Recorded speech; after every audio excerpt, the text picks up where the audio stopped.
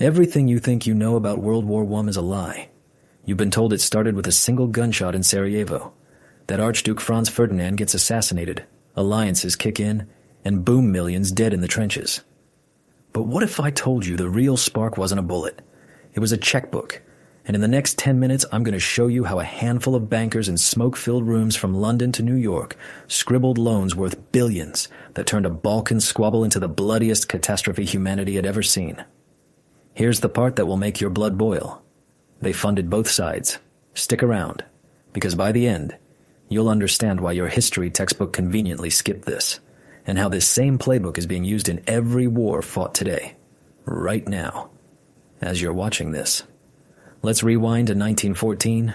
Europe's a powder keg, nationalism's raging, militaries are flexing, and yeah, that assassination in Sarajevo lights the fuse. But peel back the propaganda posters and you'll find something way more sinister. A financial arms race that had been brewing for decades. I'm talking about empires drowning in debt from gobbling up colonies, gold standards creaking under the weight of industrial greed, and a web of secret treaties that weren't about borders. They were about bottom lines. They were about profit. Picture this. Britain and France, the old guard, sitting on massive colonial halls in Africa and Asia, sucking in raw materials like rubber and oil to feed their factories. But they're leveraged to the hilt. Debts from endless imperial adventures piling up like unpaid credit cards. Germany, the upstart industrial powerhouse, late to the colonial party, desperate for scraps in Morocco and the Middle East to fuel its steel mills. Russia and Austria-Hungary crumbling giants borrowing just to keep their multi-ethnic empires from fracturing. And pulling the strings? Not kings or kaisers, but the merchant banks of the City of London. Rothschilds, Barings, Morgans, lending at rates that would make a loan shark blush. By 1914, the global economy is this fragile web tied to the gold standard. Every nation's currency backed by bullion, meaning one hiccup in trade or tariffs and gold flows out like blood from a wound. Imperial rivalries weren't just ego trips. They were economic lifelines. Britain blocks German ships in the North Sea. That's not Navy games. That's starving Berlin's exports, crushing their banks, choking their economy. And here's the mind blower we're unpacking today. These financial feuds didn't just make war inevitable. They financed it. From J.P. Morgan's $500 million lifeline to the Allies that destroyed U.S. neutrality, to Germany's desperate gold grabs from its own allies, this was a bankers' war from the very beginning. But wait, did these bankers know what they were unleashing? Or was it just business? The receipts are coming, and they're wilder than anything you've been taught. Let's start at the root. Imperialism wasn't some noble quest for glory. It was a cash grab, plain and simple.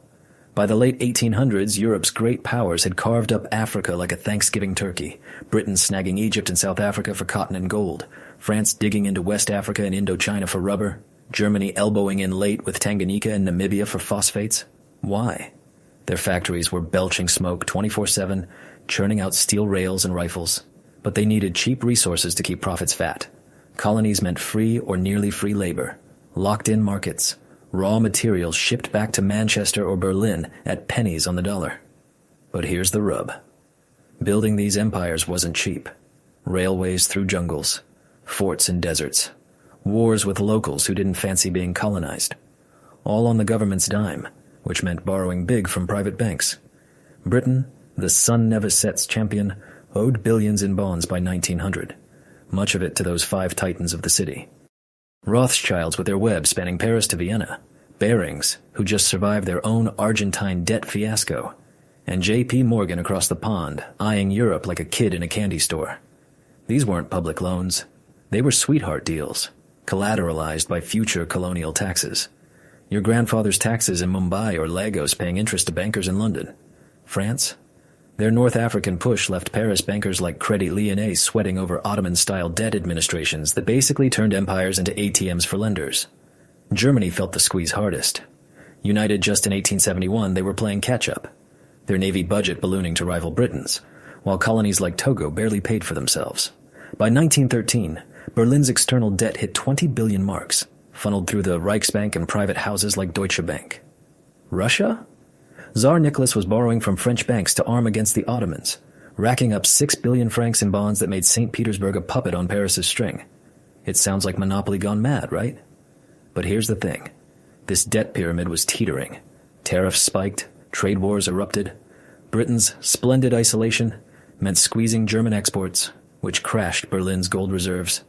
One bad harvest in the colonies, one rebellion in India, and the whole system was one default away from chaos. These weren't sideshows. They bred paranoia. Kaiser Wilhelm II wasn't just paranoid about encirclement. He was staring at bankruptcy if Britain choked his African roots. And the banks? They loved it. More tension meant more loans, higher interest rates, bigger profits. By 1914, Europe's economy was a house of cards, with each king holding a mortgage from the same lenders. But how does this tip into total war? Enter the gold standard, the invisible handcuffs that turned rivalries into do or die. Deep breath. Time to talk about the gold standard.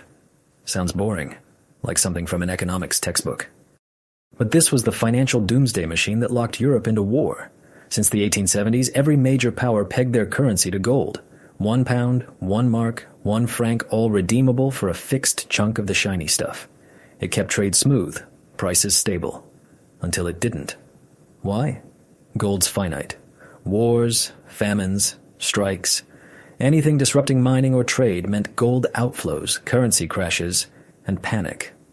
Britain hoarded 40% of the world's bullion in 1914, thanks to colonial ports from South Africa and Australia.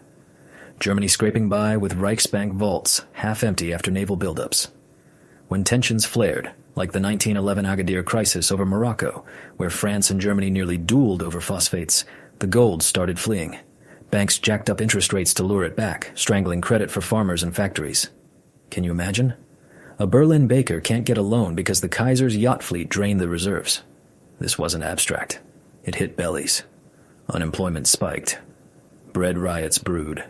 And the fix. More colonies for more gold mines. But colonies were zero-sum. Grab Morocco, and France seethes. Borrows more from Rothschilds to arm up. Now layer on the secrets. You think alliances were just handshakes? No. They were IOUs wrapped in classified envelopes. Bismarck's reinsurance treaty of 1887 top secret, packed with Russia promising neutrality unless France got kept hidden to avoid spoking Austria. Fast forward to 1915's Treaty of London. Britain, France, and Russia bribe Italy with chunks of Austria and Albania for jumping ship from the Central Powers. Secret clause. A $50 million loan plus war spoils shares. And don't get me started on the Sykes-Picot Agreement, carving up Ottoman lands like a pie, all hush-hush to divvy up oil fields post-victory. These weren't diplomacy. They were venture capital for carnage, with banks underwriting the bonds. Germany, boxed out, turned inward lending to Austria-Hungary, grabbing 71% of their debt by 1918 and stripping their gold vaults bare. It was parasitic finance. Berlin bankrolled Vienna's war machine while siphoning bullion to plug its own holes. The emotion hits hard here. Millions marched to die, but it was gold clerks in Frankfurt calling the shots. And if you're feeling that righteous anger bubbling good, because we're at the midpoint, and here's where it gets really twisted. One American banker steps in with a loan so massive it doesn't just fund the war, it forces a neutral giant to pick a side. What was it? And who pulled the trigger? You won't believe the name. If this web of gold and greed is hitting you like it hit me, exposing how a few fat cats turned rivalries into rivers of blood, do me a favor. Smash that like button if you're raging about these hidden hustles. Subscribe for more unfiltered history that schools conveniently forgot. Turn on notifications, because next up, we're cracking open the banker's playbook. Your support keeps these truths alive. Thanks for writing this far. Now let's finish unraveling the thread that snapped the world in two. All right, cliffhanger payoff. Enter J.P. Morgan Jr., the Wall Street colossus who turned neutrality into a punchline. When war erupted in 1914, America was supposed to sit it out. Wilson preached peace. The public yawned. But Morgan? He smelled profit. From day one, his firm became the Allies' personal shopper. $3 billion in munitions, food, steel all funneled through J.P. Morgan and Company as exclusive purchasing agent. That's over $80 billion in today's money, folks. A single 1915 loan, $500 million to Britain and France. The biggest foreign bond issue ever. Rothschilds chipped in from London, wiring funds to keep Paris afloat. Why risk it? Neutrality be damned. Morgan's partners knew a German victory meant defaulted debts. By 1916, Britain was bankrolling everyone, Italy's full tab. 2/3 of France and Russia's bills. Gold reserves drained. Overseas investments pawned. Private credit maxed out. Enter Uncle Sam. Morgan lobbied Wilson hard, whispering that Allied collapse would tank U.S. exports. The Nye Committee later grilled him on this. Turns out these loans tied America's hands. Default on Morgan's billions? Economic Armageddon. So in 1917, doughboys shipped out, not just for democracy, but to safeguard Wall Street's ledger. Germany tried countering with secret pacts with the Ottomans for gold shipments, propping up Vienna with 3.5 billion marks in credits. But it backfired. Reichsbank notes tripled. Inflation loomed. Central banks, fresh off the press, like the Fed in 1913, suspended gold convertibility, printing fiat money like confetti. No more rules of the game, just endless debt monetization. The war cost $280 billion total. Taxes covered peanuts. Bonds sold on patriotism, bought by grannies and kids hoping to support the boys. But who actually cashed in?